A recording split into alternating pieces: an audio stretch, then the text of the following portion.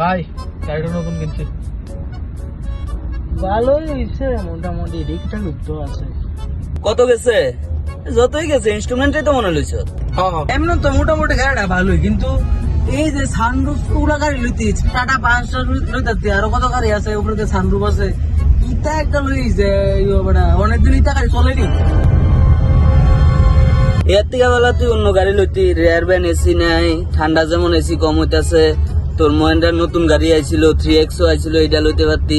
কার বাইছে লইতে পারতি, কি সুন্দর সানরুফ টুপ আছিল, গাড়িও কি ঠান্ডা হয়, সাউন্ড সিস্টেমও কত ভালো। তো সাউন্ড সিস্টেম কেমন হয়েছে রে?